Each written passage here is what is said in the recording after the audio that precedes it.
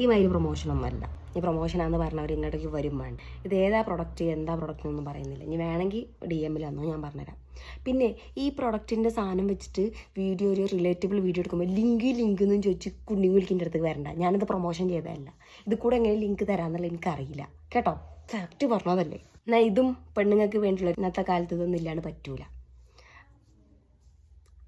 ഇതെങ്ങനെയാണെന്ന് വെച്ചാൽ ഞാൻ പറഞ്ഞു. പിന്നെ ഈ മൈദ സാധനം ഉപയോഗിക്കുമ്പോൾ എന്തായാലും അലോവേര എന്തെങ്കിലും മോയ്സ്ചറൈസറൊക്കെ ഇട്ടിട്ട് വേണം ആദ്യം ഉപയോഗിക്കാൻ. എൻ്റെ മുഖത്ത് ഇപ്പോൾ വല്ലാണ്ട് രോഗമൊന്നുമില്ല. ഞാൻ 2-3 ദിവസം മുന്നെയാണ് കളഞ്ഞത്. അപ്പം അതുകൊണ്ട് എന്നാലും ഒരു അറിയാത്ത കുറേ പെണ്ണുങ്ങളുണ്ട്. ഇതിനെക്കുറിച്ചുള്ള മിത്ത് എന്താണെന്ന് വെച്ചാൽ, താടി വെടിക്കുക, ഷേവ് ചെയ്യാനൊക്കെ വെച്ചാൽ വലിയ സംഭവമാണ്. ആണുങ്ങളെപ്പോലെ താടിയൊക്കെ വരും. എന്നിട്ട് ഇങ്ങോട്ടൊക്കെ ഞാനിതെൻ്റെ താടി പിടിച്ച് കെട്ടിയിട്ടിരിക്കണം. ഇത് പോടുകയായിരുന്നു. ഈ സാധനം ചെയ്താലുള്ള ഗുണം എന്താ അറിയാം, നല്ലൊരു ഗ്ലോ കിട്ടും. ചെറിയ ചെറിയ രോമങ്ങളൊക്കെ പോകുമ്പോൾ ഗ്ലോ കിട്ടും.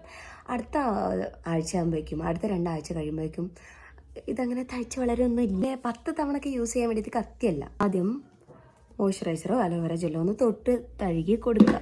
മുടി വളരുക അങ്ങനെയൊന്നുമില്ല. 4-5 യൂസൊക്കെ കഴിയുമ്പോൾ ഒഴിവാക്കുക. കാരണം ഇത് എപ്പോഴും യൂസ് ചെയ്യാൻ ഇത് കത്തിയല്ല, മനസ്സിലാക്കിക്കോ.